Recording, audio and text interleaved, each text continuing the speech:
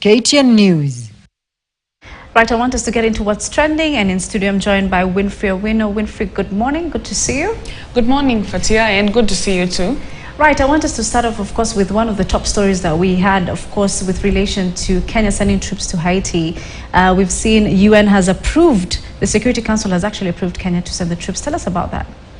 Well, yes, Fatia, indeed. Last night, the United Nations Security Council voted unanimously for Kenya to lead the mission of the international intervention in Haiti. So 13 out of the 15 member states voted in favor of the mission, while only 2, Russia and China, abstained from the vote. And actually, it was said that their abstinence from the vote would not affect the vote or anything about it.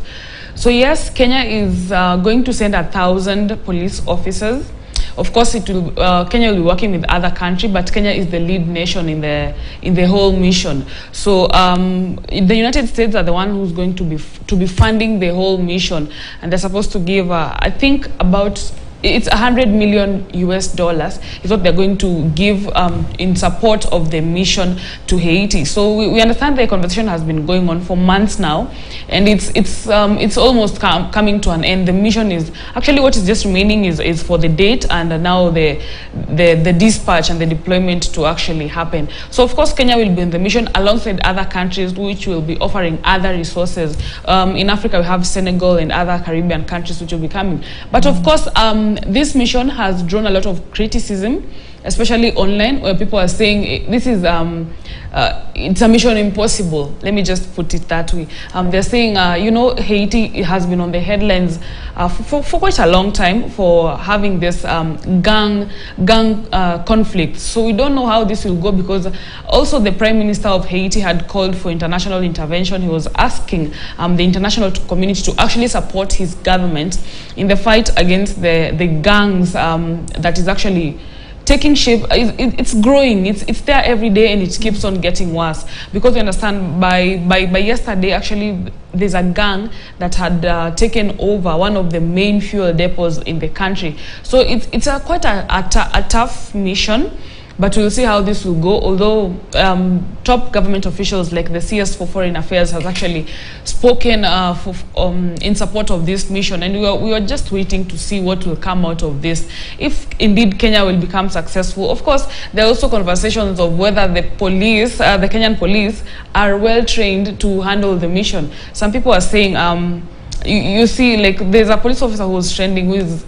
He's a bit plump, and people are saying, if this is the kind of police officers we have, what are they going to do on the other side, where it is a very hostile environment. So we're just waiting to see the date and now the deployment, and then the mission starts. Then now that's when we'll be able to see the outcome, if indeed really the experts are correct, because also the legal experts in the country are arguing that sending police officers for an international mission is unconstitutional. So Fatia, this is the mission is actually going to happen. Of course nobody will stop it, but we'll see if it will be successful or not. Right, of course, a lot of questions surrounding that whole situation.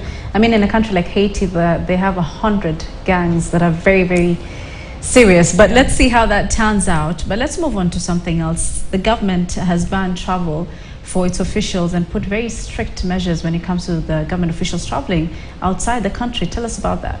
Well, yes, yesterday the head of public service, or the chief of staff of State House, Felix Koskei, did send a communication to newsrooms, and he was actually banning some of the foreign international trips by top state officials.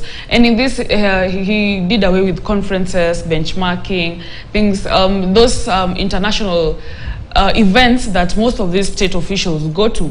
And in place, he has actually reduced the number of delegations that will be traveling with the top state officials. For example, for a cabinet secretary to go for a foreign trip, it will be him and 2 other people. And out of this, now there will be 3 in total, including him. Out of this, 1 is the cabinet secretary and the other one is the expert. So definitely, or the third person is likely to be the personal aide of the cabinet secretary. For the PS, it's 2 people. Same for the county officials, but they have also actually advised the state officials to to actually opt for virtual meetings instead of spending so much money on visas, travels, accommodation, per diems and all that. They have actually advised state officials to opt for virtual events and meetings to cut down on the costs. Of course, Koskei is saying the decision was made after being advised by the Ministry of National Treasury and Planning, whereby they were trying to cut down on costs. This is what we call the austerity measures that have been being spoken about by the government for quite a while now. Right. So basically that is just to save every coin, but now the trips will be reduced. Of course, for the president, deputy president and their spouses, including the prime cabinet secretaries, it said that the staff who are in charge, they are the ones who will be in charge of the delegation that travels with them when they are making any foreign trips, Fatia. Right, I want us to get out of Kenya now and talk about another country in the continent, that is Niger. Of course, there's been a lot of, there's been conflict in that country, and the defense minister has said at least 29 soldiers have been killed in a recent suspected terrorist attack. Tell us about that. Yes, Fatia, Niger has been making headlines on the negative side quite a lot lately, and we understand there was a coup and the military took over the reins of the country. So it's the military that are ruling the country as we speak. So yesterday the coup leader, the one who's now in charge of the government, came out and said there were a lot of what he termed as jihadist attacks in the country. About 29 of their soldiers have been killed so far, and they're saying that since the coup happened, there's been a lot of these jihadist attacks on military officers and their bases, as far as now the communication from the Ministry of Defense is concerned.